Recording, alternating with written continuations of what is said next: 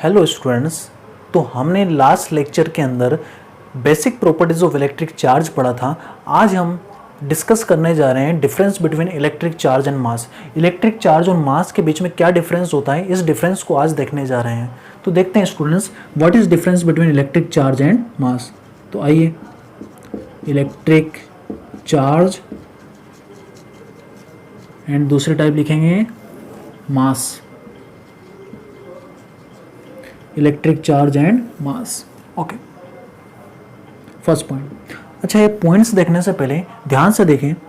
जो elementary particles होते हैं, आपके जो मूलभूत पार्टिकल्स होते हैं, एलिमेंट्री पार्टिकल जैसे इलेक्ट्रॉन, प्रोटॉन जो भी होते हैं, तो एलिमेंट्री पार्टिकल के पास दो इंट्रिंसिक प्रॉपर्टीज होती हैं। इंट्रिंसिक का मतलब है कि उसके अंदर से आई है वो प्रॉपर्टीज, कहीं बाहर से ऐड नहीं की गई। जैसे कोई भी पार्टिकल होगा तो उसके पास मास होगा। जिस तरह से किसी पार्टिकल के पास मास उसके अंदर से आता है, वो उसके इंट्रिंसिक होता है, उसी तरह से आपको एक्सेप्ट करना पड़ेगा कि उस पार्टिकल के पास क्या होगा, चार्ज भी होगा। Charge and mass both are intrinsic properties of elementary particles. इस पॉइंट को नोट करके लिखिएगा स्टूडेंट्स। तो हमें इन दोनों के बीच में डिफरेंस देखना है। पहला डिफरेंस तो सिंपल है, मास केवल एक टाइप का होता है बट चार्ज दो टाइप्स के होते हैं। इसका साइंटिस्ट आज डिस्कवर भी कर रहे हैं कि क्यों चार्ज दो टाइप का होता है और मास एक टाइप का होता है। तो डिफरेंस देखते हैं यहाँ पर। पहला डिफरेंस क्या होगा, electric charge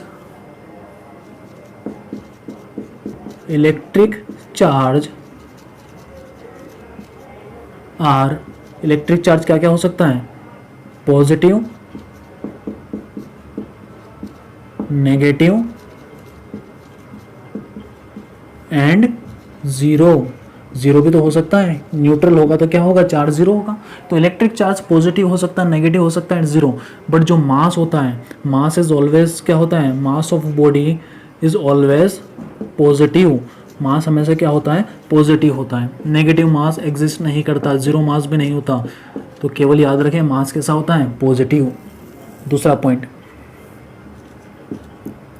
electric charge is conserved. ये हम पढ़ चुके हैं, कंजर्वेशन क्या होगा, इलेक्ट्रिक चार्ज इज कंजर्व्ड।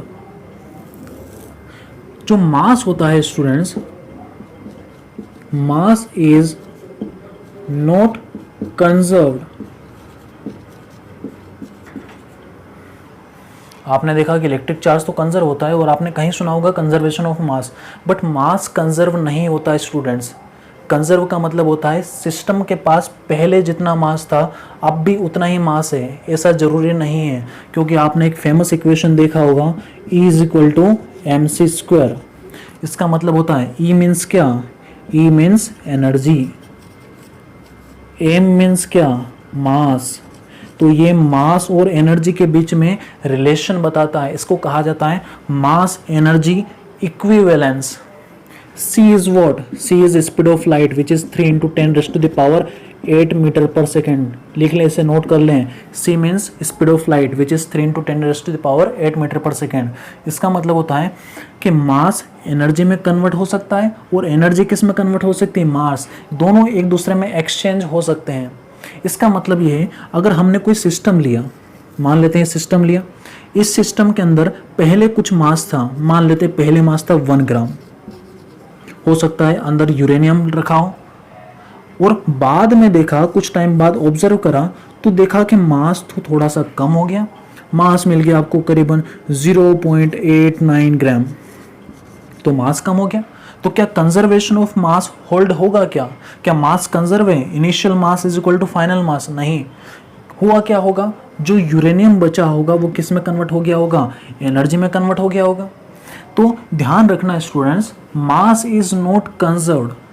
जबकि हम लिखेंगे मास एनर्जी में कन्वर्ट होता है और एनर्जी किस में कन्वर्ट होती है, मास में। तो यहाँ पर लिख सकते हैं mass is not conserved but mass is converted into energy and energy is converted into mass. तो लिख लेते हैं mass is converted into energy and vice versa, उल्टा भी पॉसिबल है। चाहे तो इस इक्वेशन को नोट कर लीजिएगा स्टूडेंट्स। ओके, तो हमने 2 पॉइंट्स देखे, इलेक्ट्रिक चार्ज कंजर्व होता है, मास कंजर्व नहीं होता, मास एनर्जी में कन्वर्ट हो सकता है, एनर्जी मास में कन्वर्ट हो सकती है। तीसरा पॉइंट, इलेक्ट्रिक चार्ज की जो प्रॉपर्टीज पढ़ी थी हमने, इलेक्ट्रिक चार्ज क्या होता है, second property, electric charge is quantized.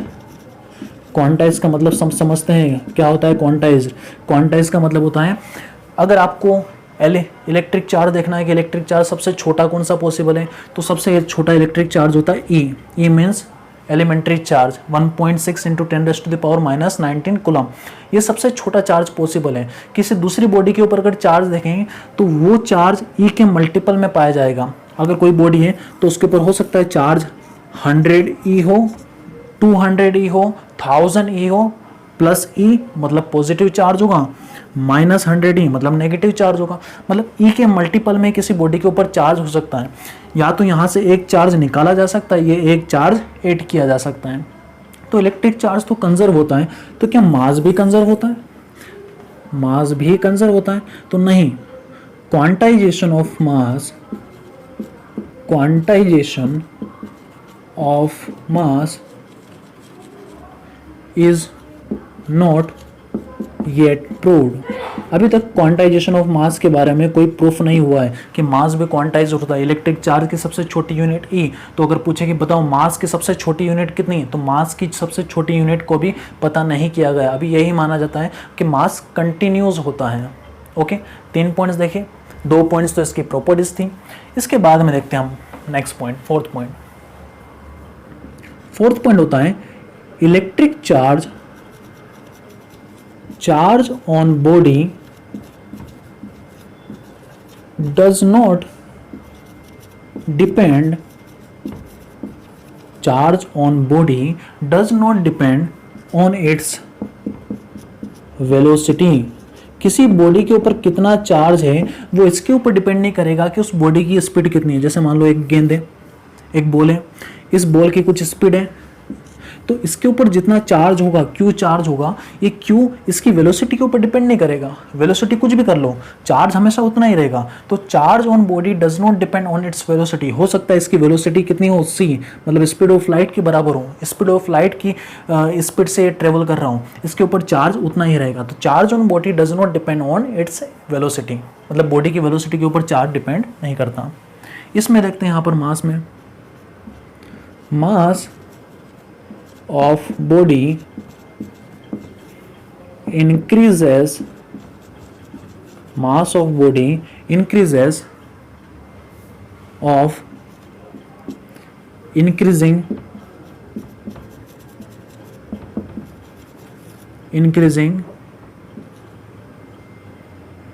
speed of body। ये क्या लिख दिया सर आपने? दिमाग खराब है क्या आपका? किसी ऑब्जेक्ट का मास इंक्रीज होता है जब उसकी स्पीड बढ़ती है, ऐसा कहाँ देखा है हमने? तो ऐसा रियल लाइफ में, प्रैक्टिकल लाइफ में, आपकी डेली लाइफ में ऐसा कुछ नहीं होता। हम यही मानते हैं किसी ऑब्जेक्ट का मास है, जैसे एक ऑब्जेक्ट, एक पर्सन है, ये चल रहा है, बैठा है, या फिर बहुत तेज़ी से चले, तो इसका जो मास होता है वो मास क्या होता है, कांस्टेंट बना रहता है। Mass of body increases of increasing its speed. किसी ऑब्जेक्ट का मास जो होता है वो इंक्रीज होता है, बढ़ता जाता है जब वो क्या हो, उसकी स्पीड बढ़े। तो कौन सी स्पीड बढ़े? अगर यही ऑब्जेक्ट आपका, जैसे एक पर्सन मान लेते हैं, इस पर्सन का नाम ले लेते हैं कुछ राम। राम नॉर्मल स्पीड से चल रहे हैं, मान लेते हैं 100 से चलेगा, 100 मीटर पर सेकंड से चल लेगा ज़्यादा से ज़्यादा। या फिर एक कार में बैठ के कितनी स्पीड से चल लेगा, 1000 किलोमीटर पर सेकेंड, 1000 किलोमीटर पर आवर, इससे ज़्यादा स्पीड से नहीं चल सकता। तो इतनी स्पीड से चल सकता है, तो इसका मास उतना ही रहेगा जितना मास इनिशियल में था। मगर बाय चांस मान लेते हैं अगर राम की स्पीड 100 मीटर पर सेकंड की कंपैरिजन में 2 × 10⁸ मीटर पर सेकंड हो जाए, मतलब 2 लाख किलोमीटर पर सेकंड। एक सेकंड में कितने किलोमीटर चल रहे? 2 लाख किलोमीटर। तो हम बोलेंगे कि राम का मास कंटिन्यूस क्या होगा, बढ़ता जाएगा। हो सकता है राम इस तरह से हो जाए, है ना? ऐसा क्यों? ये इसलिए हुआ, जो आइंस्टाइन की थ्योरी थी उसके अंदर कहा गया कि जो मास होता है किसी ऑब्जेक्ट का वो इंक्रीज होता है जब उस ऑब्जेक्ट की क्या इंक्रीज करें, स्पीड इंक्रीज करें। और स्पीड कितनी होना चाहिए, comparable to speed of light, comparable to speed of light. अगर स्पीड ऑफ लाइट के बराबर अगर उसकी स्पीड होगी, 3 इंटू 10⁸ से इसका कंपैरिजन नहीं किया जा सकता। यहाँ पर 10⁸ है, मगर इसका कंपैरिजन किया जा सकता है, इन दोनों का कंपैरिजन हो सकता है। तो जब किसी ऑब्जेक्ट की स्पीड इतनी ज़्यादा हो जाए तब हम बोलेंगे कि उस ऑब्जेक्ट का मास इंक्रीज करेगा जब उसकी स्पीड बढ़ाएंगे। मगर नॉर्मल में हम डेली लाइफ में इतनी स्पीड से इनकाउंटर होते हैं, बहुत कम स्पीड है, तो इस टाइम हम ये नहीं बोलते कि भाई साहब इसकी स्पीड बढ़ाओगे, 100 से 200 भी कर लोगे तो उसका मास क्या हो जाएगा, बढ़ जाएगा। इसको एक रिलेशन से देखते हैं। यहाँ पर ये रिलेशन क्या होता है, इस रिलेशन को आइंस्टाइन की थ्योरी ऑफ रिलेटिविटी में दिया गया। ये कहा गया m mass of a body is equal to m0 upon under root of 1 minus V square upon में c स्क्वायर। देखिए यहाँ पर क्या क्या है, m means mass of body, उस बॉडी का मास। m0 इनिशियल में मास कितना था, मतलब जब ऑब्जेक्ट रेस्ट में था, जब चल नहीं रहा था, तब उसका मास कितना था, अपॉन में अंडर रूट में 1 minus V square upon C square. V उसकी स्पीड और सी क्या है, स्पीड ऑफ लाइट। तो अगर v की वैल्यू बहुत कम होगी, जैसे हमारा जो राम है वो 100 मीटर पर सेकंड से चल रहा था, और c की वैल्यू कितनी है, 3 इंटू 10⁸, और उसका स्क्वायर करेंगे तो डिनोमिनेटर बहुत ज़्यादा बड़ा हो जाएगा। जब इसका डिवाइड लगाया जाएगा तो 0.00 में कुछ आंसर आएगा, जो कि 1 में से अगर माइनस करोगे तो अप्रोक्स 1 ही बचेगा। मतलब m बराबर कितना आ जाएगा, m0।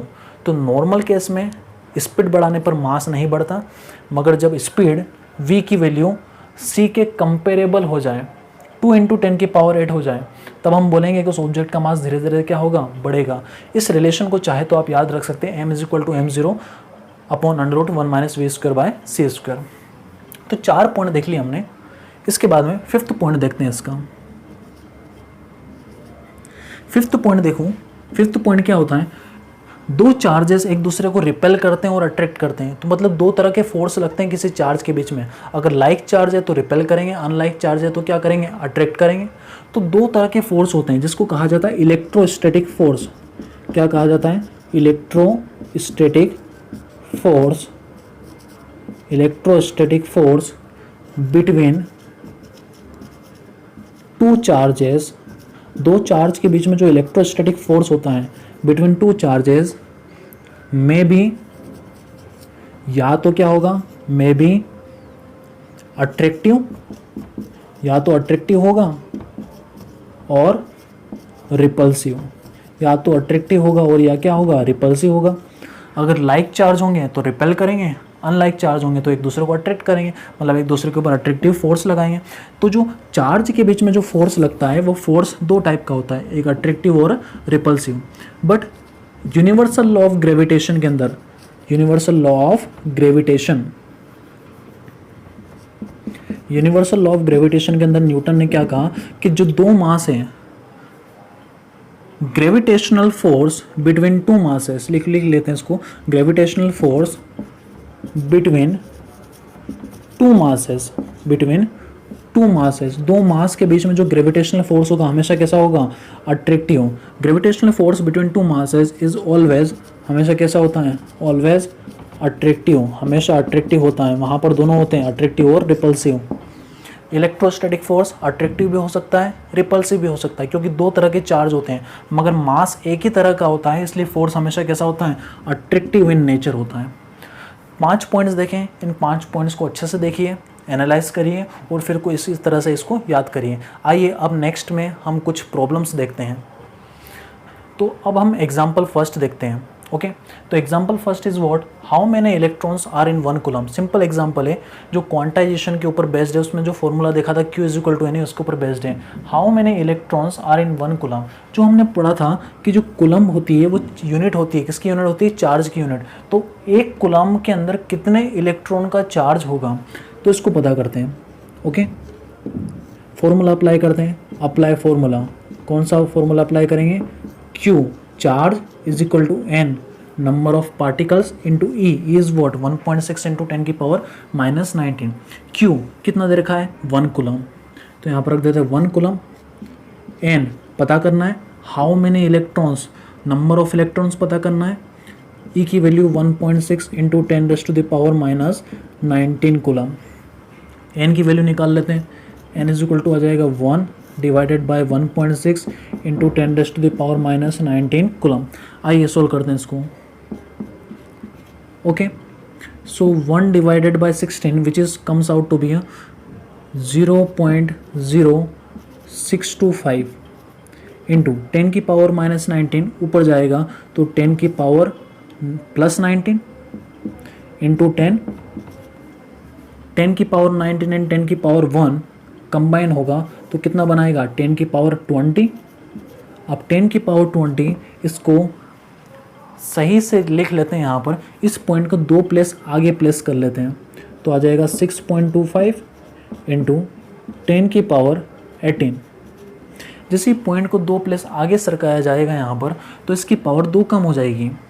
ओके, तो नंबर ऑफ इलेक्ट्रॉन्स कितने आए, ये हमारा आंसर है। नंबर ऑफ इलेक्ट्रॉन्स कितने आ गए, how many electrons in 1 coulomb. 1 coulomb के अंदर कितने इलेक्ट्रॉन्स होते हैं 6.25 इंटू 10 की पावर 18। ध्यान से देखिए यहाँ पर टर्म देखिए 10 की पावर 18। ये जो 10 की पावर में लिखा जाता है इसको बोलते हैं order of magnitude. Order of magnitude, हमेशा चीज़ों को जब 10 की पावर में लिखा हो तो चीज़ों को इस टर्म से ना देखते हुए इस टर्म से देखा जाता है। 10 की पावर कितने इलेक्ट्रॉन है, 10 की पावर 18 है। 1 लिख के 18 बार अगर अपन 0 लगाएं तो इतने सारे इलेक्ट्रॉन होते हैं कितने में 1 कूलम के अंदर। इसलिए हमने लिखा था कि 1 coulomb is really a bigger unit. Okay students, तो यहाँ पर हमने देखा कि how many electrons in 1 coulomb. इसको आप डायरेक्ट याद रख सकते हैं स्टूडेंट्स, कोई ऑब्जेक्टिव में पूछा जाता है how many electrons 6.25 into 10⁻18 electrons. Next problem देखते हैं। नेक्स्ट प्रॉब्लम क्या है स्टूडेंट्स, ये प्रॉब्लम हमें कुछ सिखा कर जाएगी। ओके, देखते हैं क्या सीखना है इस प्रॉब्लम से। If a body gives out 10 की पावर 8 इलेक्ट्रॉन्स पर सेकेंड, इसका मतलब है एक बॉडी है आपकी, कुछ भी बॉडी हो सकती है, कोई ऑब्जेक्ट हो सकता है, उस ऑब्जेक्ट से हर सेकंड 10 की पावर 9 इलेक्ट्रॉन निकल रहे हैं। कितने इलेक्ट्रॉन निकल रहे हैं 10 की पावर 9 इलेक्ट्रॉन। छोटे मोटे इलेक्ट्रॉन नहीं है, इतने सारे 10 की पावर 9 इलेक्ट्रॉन्स हर सेकंड पर सेकंड, एक सेकंड में इतने इलेक्ट्रॉन निकलते हैं। तो उसने कहा अगर एक सेकंड में इतने इलेक्ट्रॉन निकलते हैं, how much time is required to get 1 coulomb charge, तो कितना टाइम लगेगा 1 कूलम चार्ज प्रोड्यूस करने में। ओके, 1 कूलम चार्ज इसके ऊपर आएगा क्योंकि यहाँ से इलेक्ट्रॉन निकलेंगे तो यहाँ पर पॉजिटिव चार्ज बनेगा, जितने इलेक्ट्रॉन निकलेंगे उतना ही चार्ज यहाँ पर भी आएगा। तो अपने को देखना है कि इस बॉडी को 1 कूलम चार्ज एक्वायर करने में कितना टाइम लगेगा। ओके, ये टाइम फाइंड करना है आपको। तो करते हैं इस क्वेश्चन को, इसका सॉल्यूशन देखें। सबसे पहले बताएं कि कितने इलेक्ट्रॉन बाहर आ रहे हैं। Number of electrons comes out in 1 second 10 की पावर 9। तो number of electrons comes out in 1 second. 1 second में कितने इलेक्ट्रॉन बाहर निकल रहे हैं 10 की पावर 9। अच्छा ध्यान से देखें, अगर 10 की पावर 9 की जगह केवल एक इलेक्ट्रॉन बाहर निकलता तो उसके ऊपर कितना चार्ज होता ई, उसके ऊपर कितना चार्ज होता ई। अगर 10 की पावर 9 इलेक्ट्रॉन बाहर निकल रहे हैं तो इसके ऊपर कितना चार्ज होगा, सिंपल ई का मल्टीप्लाई कर देंगे हम। एक चार्ज बाहर निकलता तो 1 ही होता, 2 चार्ज बाहर निकलते हैं तो 2 ही चार्ज होता। कितने चार्ज बाहर निकल रहे हैं 10 की पावर 9, तो कितना, तो 10 की पावर 9 का मल्टीप्लाई कर देंगे तो इतना चार्ज होगा। और ई की वैल्यू रखेंगे 1.6 इंटू 10 की पावर -19 कूलम, तो हमें पता चल जाएगा अमाउंट ऑफ चार्ज, इतना चार्ज प्रोड्यूस होगा कितने टाइम में 1 सेकेंड में। तो यहाँ पर लिखते हैं amount of charge produced in 1 second. 1 second में कितना चार्ज प्रोड्यूस हुआ, कैसे निकालेंगे, कितने इलेक्ट्रॉन्स बाहर निकल रहे हैं 10 की पावर 9। ओके, एक इलेक्ट्रॉन के ऊपर कितना चार्ज है ई, तो टोटल चार्ज इस तरह से निकल जाएगा। या फिर आप इस तरह से फॉर्मूला यूज़ कर सकते हैं Q इक्वल टू एनी। आपको चार्ज निकालना है तो नंबर ऑफ इलेक्ट्रॉन्स 10 की पावर 9 ई का मल्टीप्लाई कर दें। ई की वैल्यू रखते हैं यहाँ पर, ई की वैल्यू हो जाएगी 10 की power 9 as it is 1.6 into 10 की पावर -19 कूलम। सोल्व करते हैं 1.6 एज इट इज़ 10 की पावर को सोल्व करेंगे, दोनों का बेस सेम है, पावर ऐड हो जाएगी 9 + -19, तो 9 - 19 which is comes out to be 10 की पावर माइनस 10 कूलम। 9 माइनस 19 10 की पावर माइनस 10 कूलम। तो इतना चार्ज प्रोड्यूस होता है कितने सेकंड में? 1 सेकंड में। तो कितना टाइम लगेगा 1 कूलम चार्ज लाने में? तो आइए इसको सोल्व करते हैं। इस तरह से लिखते हैं कि कितना चार्ज प्रोड्यूस हो रहा है, इतना। तो 1.6 इंटू 10 की power minus 10 coulomb charge produce करने में कितना टाइम लगता है आपको? इतना चार्ज प्रोड्यूस करने में कितना टाइम लगता है बताइए? कितना, इतना चार्ज आने में कितना टाइम लगता है? 1 सेकेंड।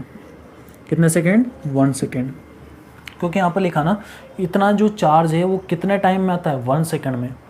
तो 1.6 into 10⁻⁻10 coulomb charge acquired by the body in how much time, which is 1 second. So लिखते हैं कितना चार्ज प्रोड्यूस करना है हमें? 1 कूलम।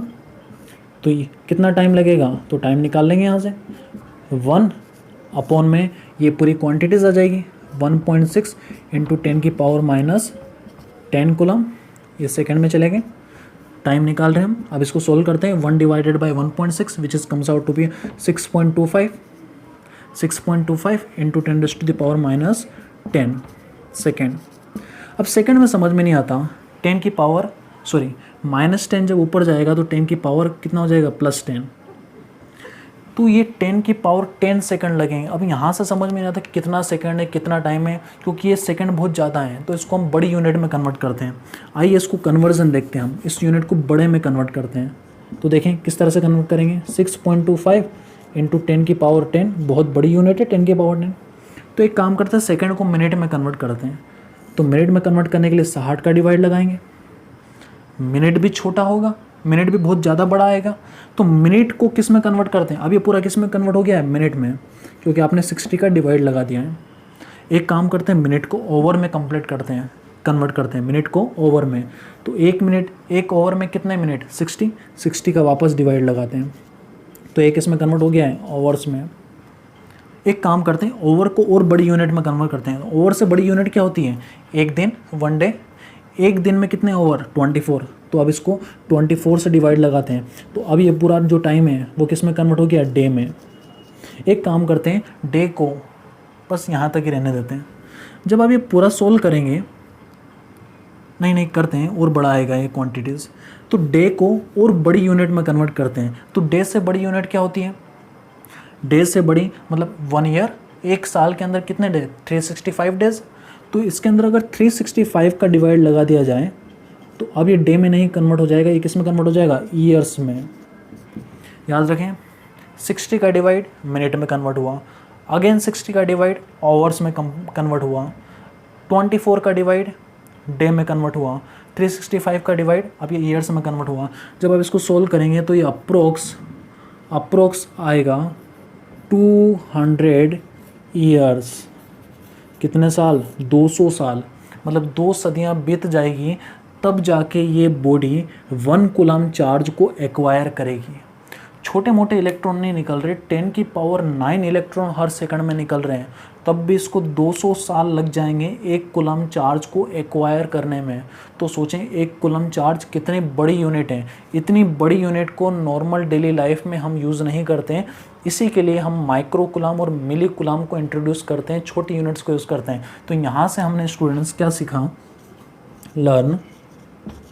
क्या सीखा? Coulomb is really a big unit. Coulomb is big unit.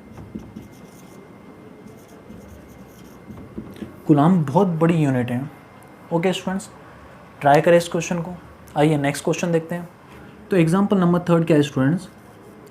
A conductor has 14.4 into 10 की power minus 19 coulomb positive charge. एक कंडक्टर के पास, जैसे ये कंडक्टर माने ये कोई कंडक्टर, इसके पास कितना चार्ज है? 14.4 इंटू 10 की पावर माइनस 19 कूलम। और ये कैसा चार्ज है? पॉजिटिव चार्ज है। तो किसी कंडक्टर के ऊपर इतना चार्ज दिया हुआ है। A conductor has 14.4 into 10 to the power minus 19 positive charge. How many electrons are lacking or excess. तो आपको बताना है इस कंडक्टर के पास कितने इलेक्ट्रॉन की कमी होगी या कितने इलेक्ट्रॉन एक्स्ट्रा होंगे। तो ध्यान से देख कर बताऊँ, पॉजिटिव चार्ज है। कौन सा चार्ज है? पॉजिटिव। अगर पॉजिटिव चार्ज है तो इलेक्ट्रॉन की कमी होगी कि इलेक्ट्रॉन का एक्सेस होगा? नॉर्मल सी बात है, इलेक्ट्रॉन की कमी होगी। तो यहाँ पर जो इलेक्ट्रॉन्स होंगे, इलेक्ट्रॉन्स पहले इलेक्ट्रॉन्स आर लेकिंग, इलेक्ट्रॉन्स की कमी होगी या डेफिसिट ऑफ इलेक्ट्रॉन्स, इलेक्ट्रॉन्स की कमी होगी। तो पहला पॉइंट तो समझ में आ गया। इसने पूछा how many electrons are lacking or excess, electron की कमी होगी, इलेक्ट्रॉन की मेजरमेंट होगा, इलेक्ट्रॉन की अधिकता होगी, तो इलेक्ट्रॉन्स कम होंगे यहाँ पर। तो निकालते कितने इलेक्ट्रॉन्स, तो वापस स्टूडेंट्स क्या करेंगे, अप्लाई करेंगे Q is equal to N E. Q charge given है, E की वैल्यू हमें पता है, N निकाल लेंगे और जो N आएगा उतने इलेक्ट्रॉन की क्या होगी, कमी होगी। Q की वैल्यू कितनी है स्टूडेंट्स, 14.4 इंटू 10⁻⁻19। E की वैल्यू अपॉन में ले आते हैं which is 1.6 into 10⁻⁻19 is equal to N। N निकालते हैं, 10⁻⁻19, 10⁻⁻19, पॉइंट से पॉइंट कैंसिल आउट, तो N is equal to what, 144 divided by 16, 16 की टेबल से 144 को काटेंगे 9 टाइम्स, तो N is equal to what, 9। इसका मतलब इतने इलेक्ट्रॉन की क्या है, कमी है। पॉजिटिव चार्ज है मतलब कमी होगी, कितने इलेक्ट्रॉन की, 9 इलेक्ट्रॉन की। अगर सेम क्वेश्चन पूछा जाता, अ conductor has 14.4 into 10⁻⁻19 coulomb pose negative charge, कितना चार्ज, अब नेगेटिव चार्ज होता तो क्या होता, केवल चेंज होता है यहाँ पर इलेक्ट्रॉन आर एक्सेस, इलेक्ट्रॉन यहाँ पर एक्सेस में होता, और कितने इलेक्ट्रॉन एक्सेस में होते हैं, 9। ये सेम रहेगा, बस यहाँ पर चेंज हो जाएगा।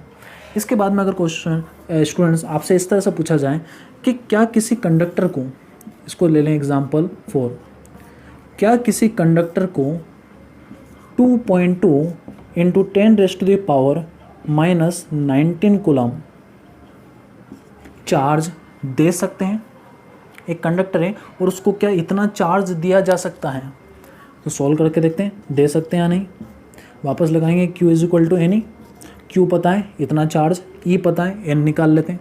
अच्छा ध्यान से देखिए, जब क्वांटाइजेशन ऑफ चार्ज पढ़ाया था तो N क्या होता है, वहाँ पर इंटीजर होता है। N की वैल्यू या तो 1 आएगी, -1 आएगी, +1 आएगी, +2, +3। N की वैल्यू कभी भी पॉइंट में नहीं आती, N इंटीजर होता है, +-1, +-2, +-3 कुछ भी हो सकता है, बट पॉइंट में फ्रैक्शन में N की वैल्यू नहीं आती। अगर यहाँ से इसको सोल्व करने पर Q और N की E की वैल्यू सब्स्टिट्यूट करने पर, इसको सोल्व करने पर N की वैल्यू इंटीजर आती है, तो हम बोल सकते हैं हाँ इतना चार्ज किसी कंडक्टर को दिया जा सकता है। बट N की वैल्यू अगर पॉइंट में आती है तो हम बोलेंगे नहीं, इतना चार्ज किसी कंडक्टर को नहीं दिया जा सकता। सोल्व करते हैं, N इज इक्वल टू कितना हो जाएगा, Q by E। Q is what, 2.2 into 10⁻⁻19 divided by 1.6 into 10⁻⁻19, 10⁻⁻19, 10⁻⁻19 point which is 22 divided by 16। अगर आप इसको सोल्व करेंगे ये आंसर आएगा 1.3 अप्रोक्स। N की वैल्यू कितनी आएगी, 1.3। ध्यान से देखें डेसिमल वाला है, फ्रैक्शन में आ रहा है, तो क्या N की वैल्यू ये हो सकती है, N क्या 1.3 वैल्यू को ले सकता है, नहीं। N हमेशा कैसा होता है, इंटीजर होता है। इंटीजर का मतलब है 1 लेगा, 2 लेगा, 3 लेगा, मगर 1 और 2 के बीच में कोई वैल्यू आएगी उसको टेक नहीं करेगा। तो क्या N की वैल्यू तो ये नहीं हो सकती, मतलब लिखेंगे नॉट पॉसिबल। N की वैल्यू अगर ये नहीं हो सकती तो क्या इतना चार्ज किसी कंडक्टर को दिया जा सकता है, आंसर है नहीं। Okay students, thanks for watching.